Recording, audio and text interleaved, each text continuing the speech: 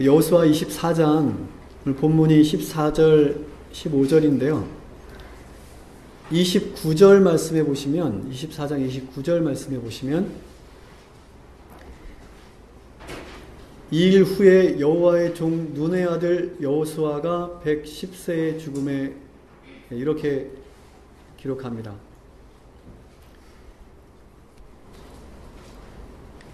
오늘 본문 그 말씀은 그 여호와의 그 호소는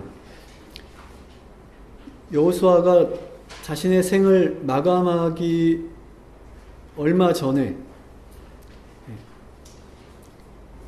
죽음이 임박한 그때에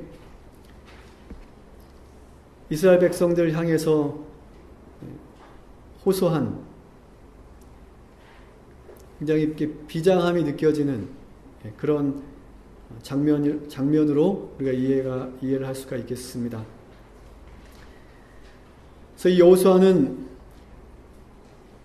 자신의 삶을 마감하기에 앞서서 하나님과 그리고 우상 사이에서 갈등하고 방황하는 그 이스라엘 백성들을 세겜이라고 하는 곳으로 모두 모이도록 요청했고, 그리고 그곳에 모인 모든 이스라엘 백성들 앞에서 역사상 가장 위대하고 그리고 감동적인, 영감적인 호소를 하였는데요. 그것이 바로 너희 섬길 자를 오늘날 택하라 라고 하는 그런 호소였습니다. 오늘 말씀의 제목입니다.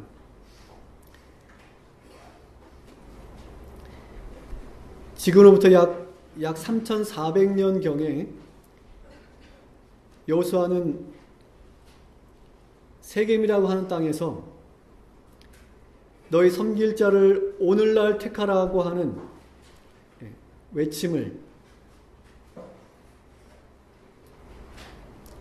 각 시대마다 하나님 백성들에게 회개케 하고 또 돌이키게 했던 그런 위대한 외침을 그곳에서 외치게 되었습니다. 오늘 우리들 역시 우리의 영원한 운명을 결정하라고 선택하라고 하는 이 엄숙한 외침에서 호소에서 제외될 수 없는 것입니다. 이스라엘을 향한 여호수아의 이 외침은 우리의 믿음의 대상을 선택하고 또 누구를 택할 것인지 오늘 결단하라고 하는 하나님의 호소인 것입니다. 그리고 이 말씀에는 긴박함이 있습니다. 다음 달이 아니고 또는 일주일 후도 아니고 내일도 아니고 오늘 선택하라고 우리에게 호소하고 있습니다. 그리스도인의 신앙은 오늘의 신앙인 것입니다.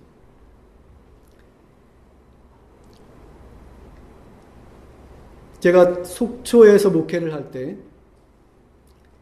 그때 우리 종혁이가 5살쯤 되었을 때인데요. 요때 종혁이 요만했을 때 저희가 어느 날 이런 질문을 하는 것입니다. 아빠 내일이 뭐야? 그래서 저는 우리 성경상에서 하루는 우리가 일반적으로 가지고 있는 개념이랑 이제 다르기 때문에 종혁이가 쉽게 이해할 수 있게 제가 설명한다고 이렇게 설명합니다. 오늘 밤이 지나고 나면 해가 뜰 텐데 그때부터 내일이야. 이렇게 설명해 줬어요. 그런데 그 다음날 해가 뜨고 나서 종혁이가 또 저한테 와서 또 질문하는 거예요. 아빠 오늘이 내일이에요? 그래서 제가 다시 설명했습니다. 아니 오늘은 오늘이고 내일은 오늘 밤이 지나고 태양이 떠오르면 그때가 내일이야. 이렇게 또 설명해 줬어요. 근데 그렇게 대답을 하면서 제가 가만히 생각해 보니까 사실 우리가 살 수 있는 시간은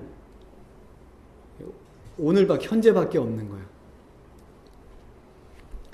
시간적으로는 과거, 현재, 미래가 이렇게 있지만 그렇지만 우리가 과거로 돌아가 살 수 없고 또 미래를 미리 땡겨서 또 살 수도 없는 거예요. 우리는 항상 오늘, 현재만을 살 수 있는 것입니다. 우리가 살 수 있는 시간은, 살고 있는 시간은 항상 현재이고 오늘인 것이죠. 그러므로 우리 그리스도인의 신앙은 항상 현재적이어야 합니다. 그야말로 오늘의 신앙이 되어야 한다는 그런 말씀이죠. 히브리서 3장 13절 말씀에 보면 오직 오늘이라 일컫는 동안에 매일 피차 권면하여 너희 중에 누구든지 죄의 유혹으로 강팍해 됨을 면하라. 고린도서 6장 2절에 가라사대 내가 은혜 베풀 때에 너를 듣고 구원의 날에 너를 도왔다 하셨으니 보라 지금은 은혜 받을 만한 때요 보라 지금은 구원의 날이로다. 우리가 다들 잘 알고 있는 말씀이라고 생각이 됩니다. 여러분, 우리 하나님께는 우리가 과거에 잘 믿었다거나 또는 앞으로 잘 믿겠다는 그런 말은 통하지가 않습니다. 그분은 우리가 오늘 하나님과 바른 관계 속에서 살길 바라시고, 우리가 오늘 우리의 믿음의 원칙에 굳게 서길 원하시고, 우리가 오늘 착하고 충성된 종으로 살아가기를 원하십니다. 왜냐하면 내일이라고 하는 시간은 우리에게 아무것도 보장해주지 않기 때문입니다. 야고보서 4장 14절에 내일 일을 너희가 알지 못하는도다. 너희 생명이 무엇이뇨? 너희는 잠깐 보이다가 없어지는 안개니라. 잠언 27장 1절 너는 내일 일을 자랑하지 말라. 하루 동안에 무슨 일이 일어날지 내가 알 수 없습니다. 어느 교장 선생님이 평생 교직에서 학교의 발전과 또 이 후학들을 양성하는 일에 바쁘게 살다가 퇴직을 하게 되었어요. 그리고 퇴직하면 뭘 받죠? 네, 퇴직금을 받는데 그 퇴직금을 받아서 조그만한 집을 장만했어요. 그리고 이 교장 선생님은 이제는 좀 편안하게 살아야 되겠다라고 생각을 하고 그 퇴직금을 장만한 그 집을 아름답게 이렇게 잘 정성껏 이렇게 수리도 하고 이렇게 리모델링도 하고 그렇게 했습니다. 그리고 이제 리모델링을 끝내고 드디어 이제 내일은 그 새 집으로 앞으로 죽을 때까지 살게 될 그 새 집으로 이사 가게 되는 그런 날이었어요.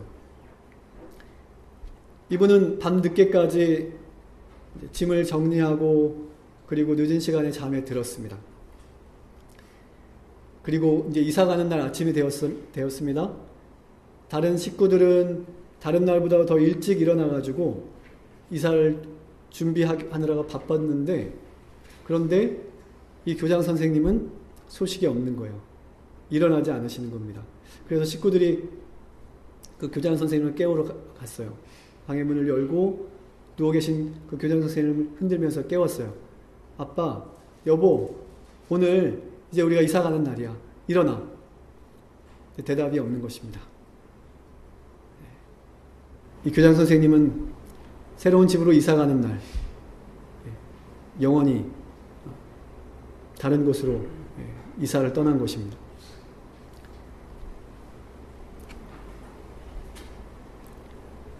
우리는 내일을 알 수 없습니다.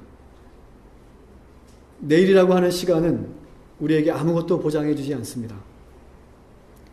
그러므로 우리는 오늘 우리의 믿음에 충실한 삶을 살아야 할 것입니다. 이런 말이 있어요. 지나간 과거는 부도수표와 같고 미래는 약속 어음과 같다. 현재만이 우리가 쓸 수 있는 현금이다. 이런 말이 있습니다. 다시 말하면 뭔가 하려면 지금 해야 된다는 얘기입니다. 뭔가 내가 결정하려면 지금 해야 되고, 뭔가 결심하려면 지금 해야 된다는 거죠. 내일을 기대하지 말고, 내일로 미루지 말고, 오늘, 지금 이 순간 우리가 선택하고 또 결정하는 것이 필요하다고 하는 그런 이야기인 것입니다.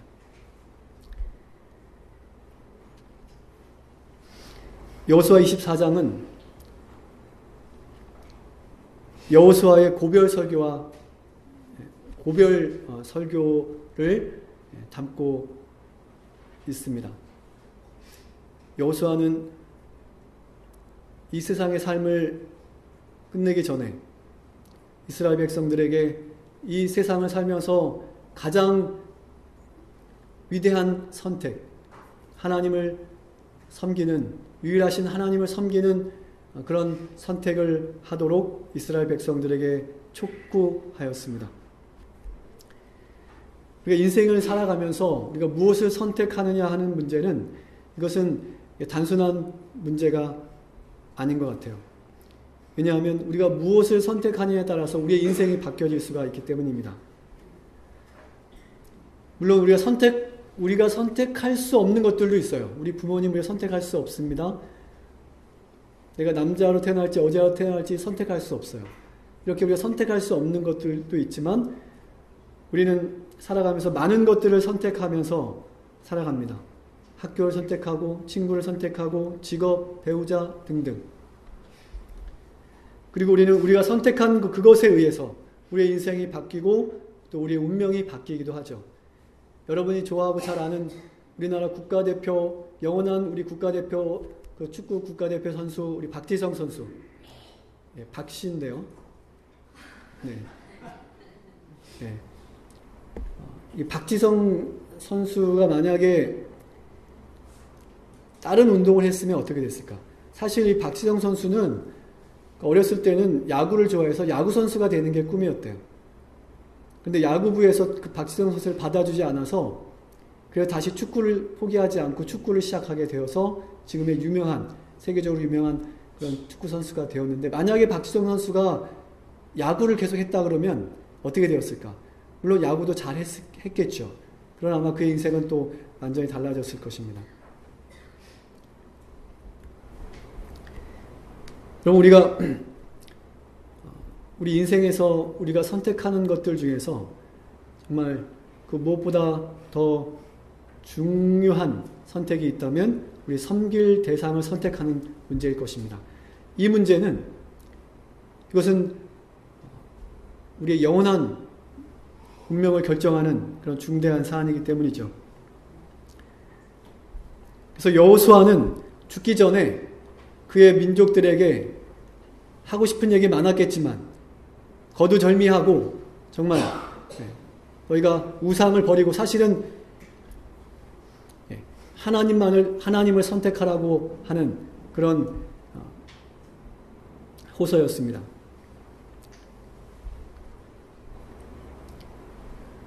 그래서 여호수아는 이스라엘 백성들이 지금 섬기고 있는 우상과 또 여전히 그들이 믿고 있는 하나님, 그 둘 중에서 하나를 선택하라고, 결정하라고 그렇게 간곡하게 호소했던 것입니다. 둘 중에 하나를 선택해야만 돼요. 여기에는 여러분 중간지대가 없습니다. 우리 신앙에는 중립이라는 것이 있을 수가 없습니다. 흑 아니면 백이고 선 아니면 악이고.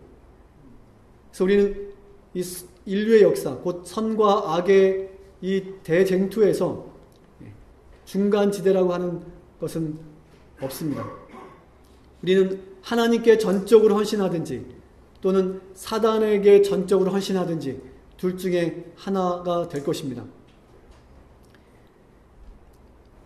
미국 남북 전쟁 때에 테네시주에 목화밭을 가지고 있었던 그런 한 농부에 관한 일화가 있습니다.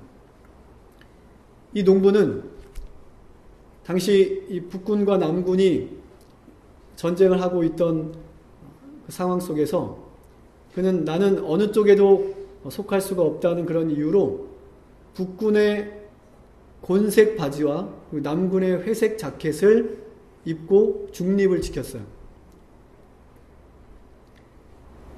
그래서 이 농부는 농장에서 일할 때도 항상 그런 옷을 입고 밑에는 북군의 옷, 위로는 남군의 옷을 입고 그렇게 일을 했고, 자기가 그렇게 중립을 지킨다면 아무도 자기를 해치지 않을 것이다, 이런 생각을 가지고 그렇게 했습니다. 그런데 남북 전쟁이 극렬해진 어느 날 이 북군의 한 군인이 이렇게 자세히 보니까 회색 옷을 입은 남군이 보였어요. 그래서 이 북군은 그를 향해서 집중 사격을 가하게 됩니다. 또 반대쪽에서는 이 남군이 이렇게 딱 보니까 이 북군의 곤색 옷을 입은 이 북군이 보이는 것이었어요. 그래서 이 남군도 이 농부가 북군인 줄 알고 그를 향해서 총을 쏘았습니다. 그래서 결국 이 농부는 온몸에 총탄을 맞고 그 자리에서 죽고 말았다고 하는 그런 이야기입니다. 실제 있었던 이야기라고 하는데요. 이 이야기와 같이 우리 신앙의 전선에도 중립이 있을 수 없습니다. 그것은 우리에게 더 비참한 결과를 가져올 수 있는 것입니다. 산상보 94페이지에 보시면 어떤 사람도 중립적 위치에 설 수 없다. 하나님도 사랑하지 않고 의의 원수도 섬기지 않는 중간 계층은 없다. 자신을 하나님께 온전히 바치지 않는 자는 다른 세력의 지배를 받고 완전히 상이한 성격의 제한을 하는 다른 음성을 듣게 된다. 반만인 봉사를 하게 될 때 인간 대리자는 흑암의 군대의 훌륭한 동맹자로서 원수의 편에 설 수밖에 없다. 무슨 말씀인가요? 우리가 하나님께 전적으로 우리의 마음을 바치지 않으면, 하나님께 전적으로 헌신하지 않는다면 결국에는 우리의 마음을 사단에게 빼앗기게 되고 결국에는 사단의 편에 서게 될 수밖에 없다는 그러한 말씀입니다. 그러므로 우리가 사단의 편에 서지 않기 위해서는 마가복음 12장 30절에 있는 말씀처럼 내 마음을 다하고 또 목숨을 다하고 그리고 뜻을 다하고 힘을 다하여서 우리 하나님만을 사랑하는 이 길 외에는, 이 방법 외에는 다른 방법이 없는 것입니다. 교회증언 3권 327페이지. 사탄은 마음들을 향하여 강하고 지배적인 영향력을 행사한다. 설교자들과 백성들은 흑암의 세력 편에 서 있는 것으로 발견될 위험에 빠져 있다. 현재 중간지대와 같은 것은 결코 존재하지 않는다.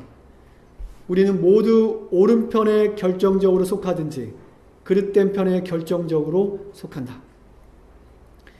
여러분, 마지막 때가 가까이 올수록 하나님의 백성들과 또는 이 악한 세력들 사이에는 빛과 어둠처럼 그 구분이 더 분명해질 것입니다. 그래서 우리는 결정적으로 빛에 속하든지 또는 결정적으로 어둠에 속하든지 우리는 둘 중에 하나일 수밖에 없는 것입니다. 여기에는 중립이 있을 수 없다고 말씀하고 있습니다. 각시대 대쟁투 508페이지. 그리스도의 확고한 추종자들이 아닌 사람들은 모두 사단의 종이다. 거듭나지 않은 사람의 마음에는 죄를 사랑하는 마음과 죄를 간직하고 핑계하려는 정신이 있다. 그러나 거듭난 마음에는 죄를 미워하고 그것을 확고하게 저항하는 마음이 있다.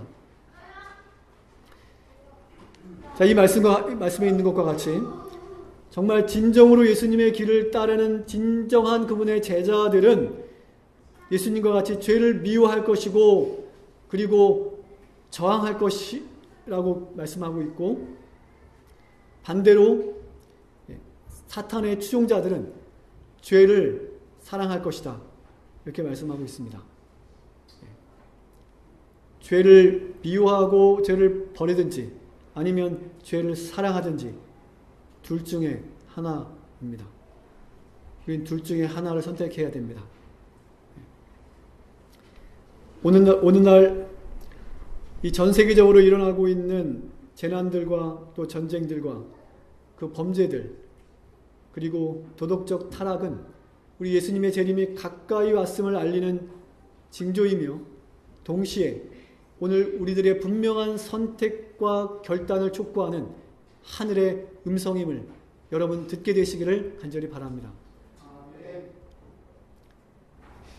여러분, 2015년 2월 26일에 대한민국에서 끔찍한 일이 일어났습니다. 여러분 기억하십니까? 올해 초에 대한민국 헌법에서, 대한민국 법정에서 간통죄가 폐지됐습니다.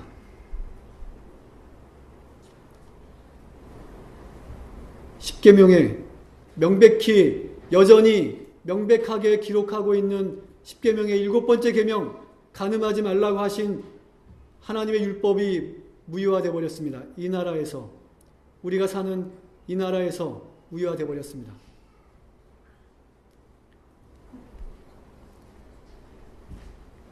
또한 영국에서 최초로 통과되었던 차별금지법, 성소수자들과 종교 소수자들에 대한 이 성차별금지법이 미국과 중남미 여러 나라로 퍼져가고 있는 그런 끔찍한 현실 속에 우리가 살고 있습니다.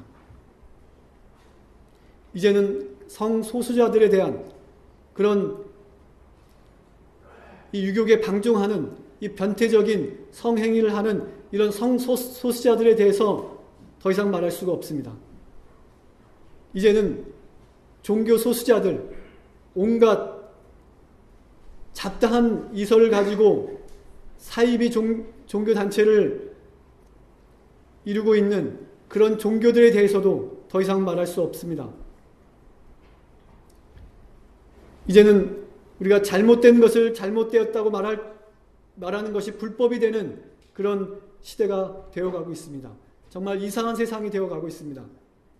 이제는 각 나라들이 공개적이고 합법적으로 하나님의 율법을 경시하고 있는 그런 시대에 오늘 우리가 살고 있는 것입니다. 이미 성경과 또 예언의 선지자를 통해서 우리에게 예언하신 그 일들이 실제로 지금 현실적으로 우리 앞에 일어나고 있는 그러한 시대에 우리가 살고 있다는 말입니다. 안식일을 기억하여 거룩히 지키라는 이 4번째 계명은 대부분의 기독교에서 잊혀진 지 오래되었고, 창조주 하나님 외에 어떤 신도 우상도 숭배하지 말라는 계명 역시 구약의 이스라엘 백성들로부터 시작하여 그 모양과 그 양상은 달라졌지만 오늘날에도 계속해서 공개적으로 범해지고 있습니다. 창조주 하나님이 아닌 다른 신을 믿는 종교가 얼마나 많은지 몰라요. 우리나라 이 문공부에 등록되어 있는 종교의 숫자가 약 200개의 종교에 이릅니다. 하나님을 믿는 기독교 안에도 하나님 말씀보다는 물질을 더 사랑하는 이런 기복신앙이 팽배해져 있습니다. 또한 말과 행동, 믿음과 행함이 일치하지 않는 거짓 그리스도인들로 인해서 하나님께서 모욕을 받고 있는 상황입니다. 특별히 이 종교 지도자들이 탈세, 배임, 성추행이나 성폭력 같은 그런 범죄를 행함으로 지금 기독교가 개독교로 전락하고 있는 그런 상황입니다. 가톨릭도 예외는 아닙니다. 가톨릭 신부들의 이 어린이들 성추행, 성폭행 사건 일들은 어제 오늘 일이 아닙니다. 2014년도 작년도에 가톨릭 교회에서는 어린이를 성추행하거나 성폭행한 사제 848명의 성직을 박탈하였고 2572명을 처벌하였다고 하는 그런 기사를 우리가 확인하게 됩니다. 요즘 한국 사회는 자살이 유행처럼 번지고 있습니다. 이 물질 문명의 부작용으로 인해서 이 생명 경시 현상이 심화되고 있습니다. 그래서 말도 안 되는 이유로 서로 죽고 죽이는 일들이 지금 비일비재하게 일어나고 있는 끔찍한 현실 속에서 오늘 우리가 살아가고 있는 거 여러분 알고 계시죠? 이제는 살인하지 말라고 말씀하신 6번째 계명도 더 이상 신성하지 않습니다. 이제는 10계명 중에 어느 계명도 더 이상 신성하거나 중요한 우리의 지침이 아닌 듯합니다.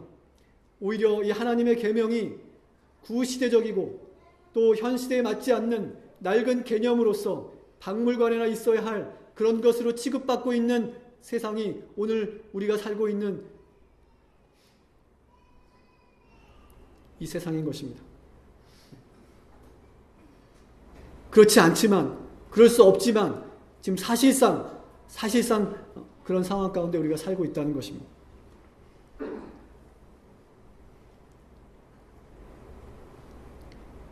오늘날 세상이 이렇게 걷잡을 수 없이 타락하게 된 것은 여러 가지 이유가 있겠지만 그 중에 주된 이유는 우리 종교 지도자들의 책임이 매우 큼을 통감할 수밖에 없습니다. 마태복음 5장 17절 우리가 잘 아시는 말씀, 마태복음 5장 17절 18절에 예수님께서 직접 하신 말씀으로써 내가 이 땅에 온 것은 율법을 폐하기 위해서 온 게 아니라 율법을 완전하게 하기 위해서 1.1획이라도 완전하게 하기 위해서 오셨다고 하신 그 예수님의 말씀을 무시하고 많은 종교 지도자들이 율법은 폐해졌다고, 율법은 과거의 낡은 관행으로 치부하면서 그렇게 백성들을 가르침으로 인해서 하나님을 믿는 자들 사이에서 은연중에 도덕적인 관념이 약해지고 그러므로 죄를 짓는 데 무뎌지고 그리고 이 교회 안에서부터 온갖 부끄러운 죄악들이 생겨나게 되어서 이 교회는 지금 이 세상과 다를 것이 없는 그런 형편의 상황에 영적인 상태에 처해지게 되어버린 것입니다. 그래서 여러분 요즘 유럽에서는 많은 교회들이 문을 닫고 있는 거 여러분 잘 아실 겁니다. 교회들이 문을 닫고 교회가 식당으로 또는 춤추는 곳을 뭐라 그러죠? 네? 캬바레. 네. 이런 곳을 바뀌어가고 있대요, 교회가요.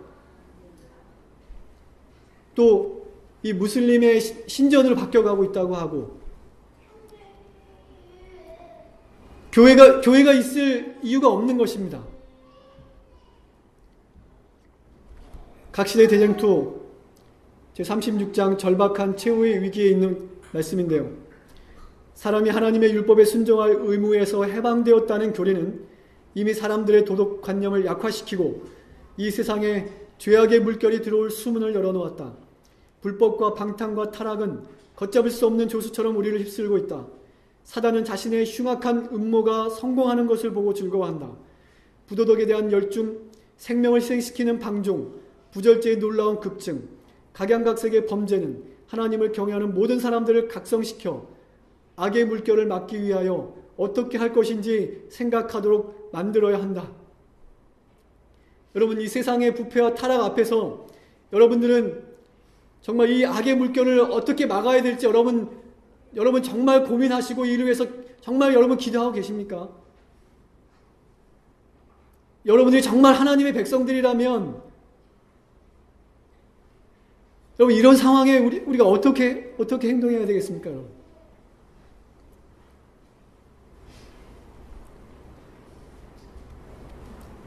여러분 이 목록은 하나님께서 엘렌 화이트 부인을 통해서 우리에게 미리 보여주신 이 선과 악의 대쟁투의 그 파노라마, 그 각 시대의 대쟁투의 목차입니다.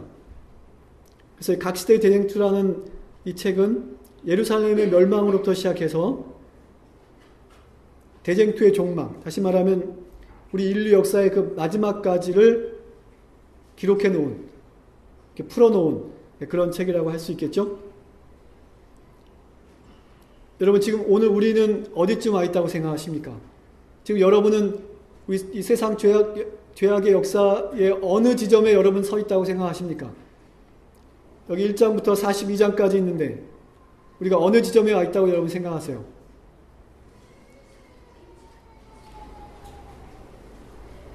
어디쯤이요? 22번쯤? 27번쯤? 보이시나요?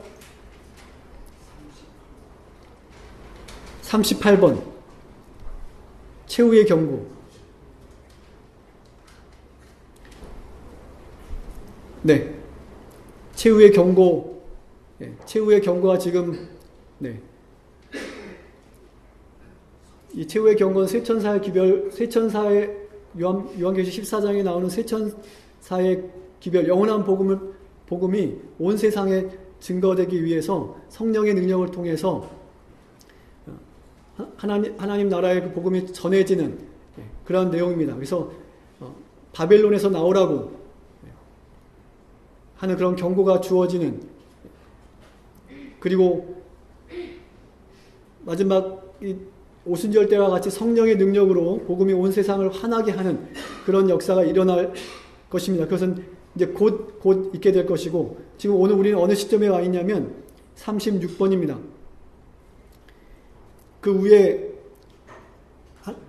안식일 회복운동, 신앙부흥과 참된 회개는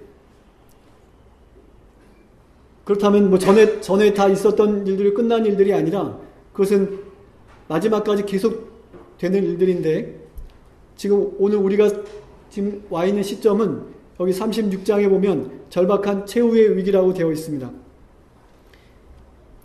자, 여기 36번인데 여기 36장에 보면 하나님의 율법이 경시될 것을, 오늘 이 시대처럼 하나님의 율법이 경시될 것을 이미 하나님께 선지자를 통해서 예언해 놓으셨어요. 그래서 36장을 읽어보시면 하나님의 율법이 경시될 것과 하나님의 율법을 경시한 그 결과들이 어떤 결과들을 따를 것인지에 대해서 여기 기록하고 있습니다. 여러분, 지금 이 시대는, 우리가 살고 있는 이 시대는 정말 지금 이제 최후의 경고가 바래지고 환란의 때가 임박한 때 우리가 지금 살고 있으면 여러분 인식하실 필요가 있어요.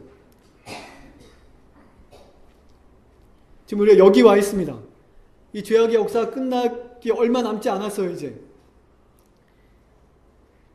이 절박한 최후의 위기 때에 우리 믿음의 기준이 되는 것은 하나님의 말씀, 곧 성경입니다. 그 다음 37장에 믿음의 기준이 되는 성경에 대해서 말씀하고 있어요.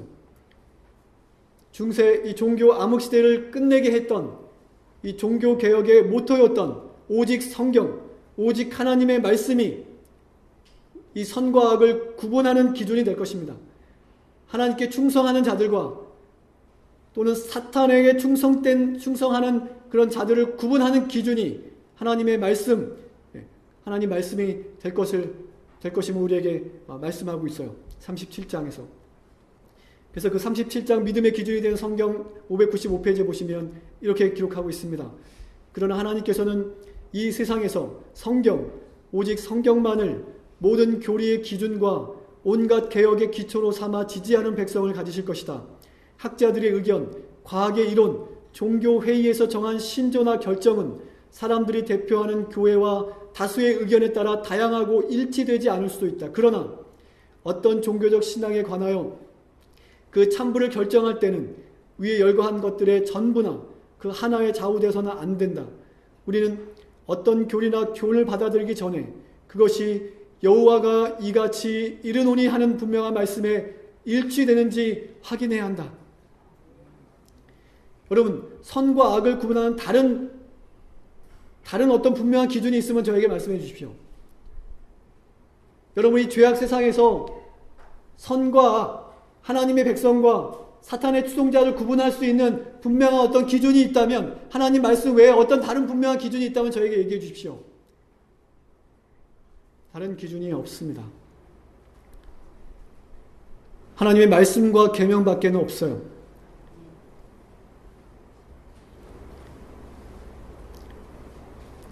우리 과거 믿음의 선배들, 아담으로부터 해서 에녹, 노아, 아브라함, 이삭, 야곱, 요셉, 모세, 다니엘, 그들의 믿음의 유일한 기준이었고 또 죄악으로부터 그들을 지켜주고 그들의 삶을 이끌었던 그들의 삶의 유일한 원칙이었던 성경, 곧 하나님의 말씀은 여전히 오늘날에도 하나님의 백성들의 믿음의 기준이 되고 그리스도인의 삶의 절대적인 원칙이 됨을 잊지 않게 되시길 바랍니다. 성경은 하나님의 말씀이고 변함없는 하나님의 말씀이고 하나님 나라의 통치 원리이며, 또한 이 성경에는 우리 인류의 구원을 위한 하나님의 완전하신 뜻이 이 가운데 분명하게 기록되어 있기 때문인 것입니다. 오늘 우리가 무엇을 선택하느냐는 우리의 영원한 운명을 결정하게 될 것입니다. 그리고 그 선택하는 일은 여러분 지금 이루어져야만 되는 것입니다. 내일은 우리에게 아무것도 보장해 주지 않습니다. 내일은 오늘 우리의 믿음을 확인하게 해줄 뿐인 것입니다. 여러분, 역사는 반복됩니다. 왜냐하면 선과 악이 여전히 존재하기 때문입니다. 여러분, 지금 암흑이 중세 때 온 세상을 암흑 천지로 만들었던 그 영적인 암흑이 다시 몰려오고 있어요.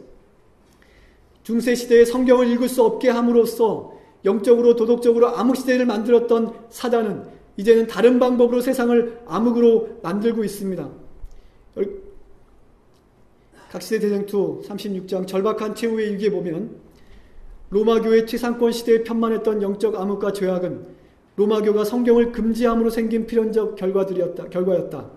그러나 종교 자유 아래 복음의 빛이 찬란하게 빛나고 있는 이 시대에 불신이 편만하고 하나님의 율법을 거절하는 일과 그 결과로 생기는 타락의 원인은 어디에서 찾아야 할 것인가? 이제는 사단이 성경을 빼앗음으로 세상을 더 이상 그의 지배 아래 둘 수 없으므로 그는 동일한 목적을 성취하기 위하여 다른 수단을 쓴다. 성경을 믿는 믿음을 파괴하는 것은 성경 자체를 파괴하는 것과 마찬가지므로 그의 목적을 성취하는 길이 된다. 하나님의 율법을 준수할 의무가 없다는 신조를 소개하므로 사단은 사람들로 하여금 그들이 마치 성경의 교훈을 전혀 모르는 것처럼 범죄하도록 효과적으로 유도한다. 그리고 그는 오늘날도 옛날과 마찬가지로 교회를 통하여 자기의 목적을 수행하고자 노력하고 있다.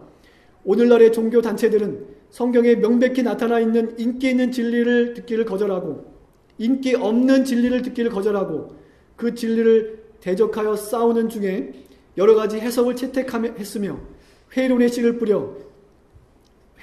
널리 뿌려온 입장을 취해오고 있다. 조금만 더 읽어보겠습니다. 영혼 불멸설과 죽은 자에게 의식이 있다는 법안교의 오류를 그대로 고수함으로써 그들은 강신술에 대한 유일한 방어책을 거부해버렸다. 영원 지옥의 교리는 많은 사람들에게 성경을 믿지 않도록 이끌었다. 여러분,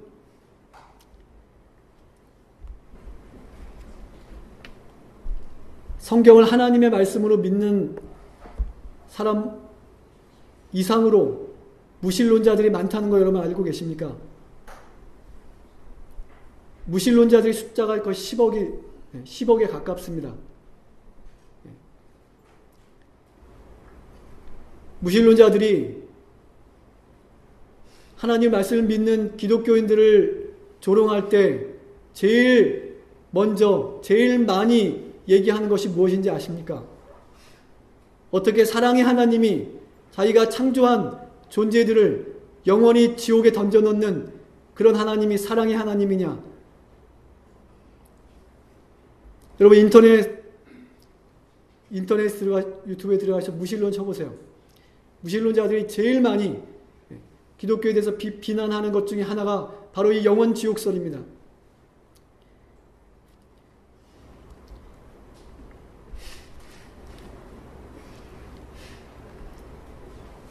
계속 읽겠습니다. 또한 넷째 계명의 요구가 사람들에게 강조되어 있기 때문에 제7일 안식일을 준수할 것이 부과되어 있다는 것이 밝혀져 있다. 그리하여 많은 인기 있는 교사들은 그들이 이행하고 싶지 아니한 의무에서 벗어나는 유일한 수단으로 하나님의 율법은 더 이상 구속력이 없다고 주장한다.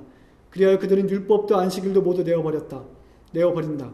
안식일 개혁운동이 확대됨에 따라서 넷째 계명의 요구를 회피하기 위하여 하나님의 율법을 거절하는 일은 거의 세계적인 일이 될 것이다. 지금과 같은 상황이 될 것을 이미 엘렌 화이트를 통해서 100여 년 전에 하나님께서 말씀하셨습니다.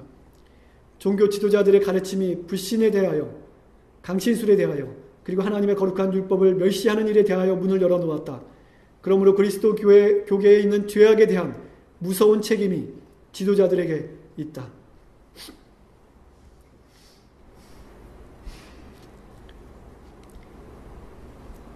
여러분, 아까 오늘 우리 말씀하신 것처럼 최후의 경고가 절박한 최후의 위기 상황에 이어서 최후의 경고가 주어질 것입니다.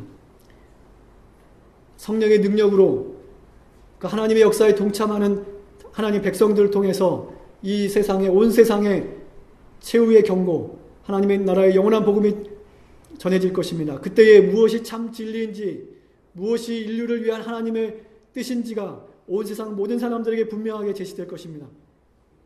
그때 바벨론의 죄악과 그 참상이 모두 드러나게 될 것이고 동시에 바벨론에서 나오라는 경고가 주어질 것입니다. 그것이 마지막 예수님의 죄악의 역사 끝나기 바로 직전에 있을 그런 사건들임을 오늘 우리에게 말씀하고 있습니다. 또한 그때에 진리를 옹호하는 자들에 대한 박해가 일어날 것을 말씀하고 있습니다. 아벨의 때로부터 해서 각 시대마다 하나님의 뜻 곧 진리를 옹호하는 자들에게 항상 나타났던 사탄의 적의와 박해가 다시 일어날 것을 우리에게 말씀하고 있습니다. 각시대 대쟁투 36장에 그 다음에 또 37장에 그렇게 말씀하고 있습니다.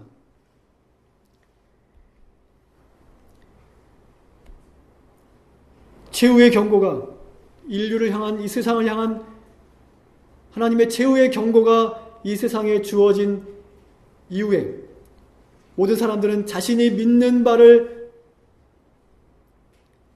선택하게 될 것이고, 그리고 모든 사람들이 자신의 믿는 바를 선택한 어느 시점에 은혜의 시기가 끝나고 환난의 때가 올 것입니다. 이 환난의 때는, 여기 39장 환난의 때, 이 환난의 때는 살아서 예수님의 재림을 맞이할 자들을 위한 마지막 하늘의 담금질을 하는 그런 시간이 될 것이고요. 이 환난의 때가 끝나면 예수님께서 오실 것입니다. 인류의 죄악의 역사는 이렇게 끝나도록 되어 있습니다. 우리는 예언의 신뿐만 아니라 성경을 통해서 더 분명하게, 이 성경의 예언들을 통해서 분명하게 임박한 우리 예수님의 재림과 이 세상 마지막 때에 일어나겠다고 하신 그 예언들이 신속히 지금 전개되고 있다고 하는 사실을 우리는 확인할 수 있습니다. 지금 우리는 선과 악의 대쟁투의 파노라마에서 정말로 긴박하고 절박한 시점에 지금 우리가 와 있음을 우리는 기억하시게 되길 바랍니다. 우리에게 준비할 시간이 그렇게 많지 않습니다. 이제 36장에 지금 와 있어요. 최후의 경고가 세상에 주어질 때 하나님의 역사에 헌신함으로 환난의 때를 위해서 준비하려면 우리는 지금 하나님 말씀에 순종하고 지금 우리의 믿음의 원칙에 굳게 서야 합니다. 우리가 지금 결정적으로 하나님께 속하고 지금 결정적으로 하나님께로 돌아서지 않는다면 결국 우리는 시련의 때에 사단의 편으로 돌아서게 될 것입니다. 여러분, 우리가 더 늦기 전에 지금 선택하고 지금 결단을 내릴 수 있게 되시길 바랍니다. 이것은 우리의 영원한 운명에 달려있는 정말 중대한 문제이기 때문에 그렇습니다. 지금으로부터 약 3400년 전에 여호수아가 너희 섬길 자를 오늘날 택하라고 이스라엘 백성들 향해 외쳤을 때, 그리고 여호수아는 오직 나와 내 집은 여호와를 섬기겠노라고 그렇게 고백했을 때, 그 정말 영감적인 그 감동적인 호소를 들은 모든 이스라엘 백성들이 우리도 여호수아와 같이 다른 신들을 섬기지 않고 오직 하나님만 섬기겠다고 그렇게 결심하게 되고 그렇게 고백하게 됩니다. 온 이스라엘이 하나님만 섬기겠다고 고백하고 결심하였습니다. 오늘 이 시간, 오늘 우리들 각자에게도 이와 같은 믿음의 결심과 새로운 헌신이 있게 되시기를 시간 간절히 소망하면서 말씀을 마치도록 하겠습니다.